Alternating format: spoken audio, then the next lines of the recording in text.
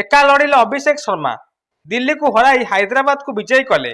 अभिषेक शर्मा का धुआंधार batting opening आसी not out रही 68 बॉल कले 135 रन।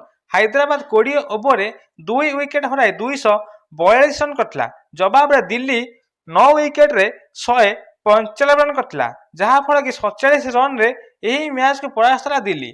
हाँ दर्शक बंधु, गतकाली आईपीएल 31तम मैच दिल्ली एवं हैदराबाद मध्य राजीव गांधी इंटरनेशनल स्टेडियम रे हैदराबाद खेलाउला, जो कि दिल्ली टॉस जीति प्रथम बोलिंग करथिला। हैदराबाद को प्रथम बैटिंग देथिला। हैदराबाद बैटिंग करी ओपनिंग अभिषेक शर्मा धुआंधार बैटिंग करथिले। से Delhi bowler मानकु निर्धूम पिटिथिले। Abhishek Sharma 68 ball 135 run करी नॉट आउट रही, जो 10टी चौका 10टी छक्का और ट्राविस हेड 26 बॉल 37 रन करथिले।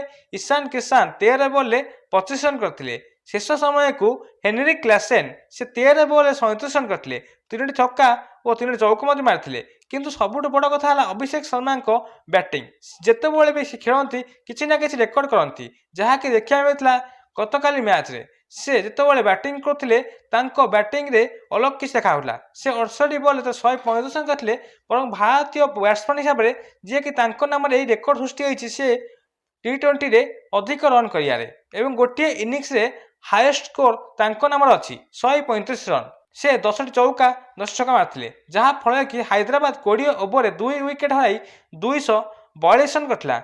जवाब रे बैटिंग करथिला दिल्ली। दिल्ली बैटिंग करी पुथुन निशांक 8, केएल राहुल 23 बॉल 37, गोटे चौका 3टी छक्का, नीतीश राणा 30 बॉल 57, 7टी चौका 3 छक्का मारथिले। समीर रिजवी 41 28 बॉल 2टी चौका 2टी छक्का। डेविड मिलर खाता खोली पारथिले। ट्रिस्टान स्टीव 27, आशुतोष शर्मा 14, अक्षय पटेल 2, कुलदीप यादव 1 और लुंगी नागिड़ी खाता खोली पारथिले एवं आउट होते, जहाँफल कि दिल्ली 20 ओवर 9 विकेट हराई 195 रन करथिला एवं यही मैच को 47 रन परास्त होता। हैदराबाद बोलर घातक बोलिंग करथिले। बोलिंग रे दिलशान 4 ओवर 36 रन दे गोटे विकेट नेथिले एवं ईशान मालिका जी कि 4 ओवर 32 रन दे 4टी विकेट नेथिले।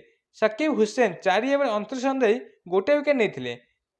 दिल्लीर बैट्समैन को मेरुदंड को भांगी देते यही बोलर मैंने, जहाँफल कि दिल्ली 242 रन को पिछा कर मात्र 195 रन रे सीमित होता। 47 रन यही मैच को परास्त होता। हैदराबाद पक्ष बैटिंग करते अभिषेक शर्मा 68 बॉल 135, 10टी चौका 10 छक्का मैन ऑफ द मैच घोषणा करा।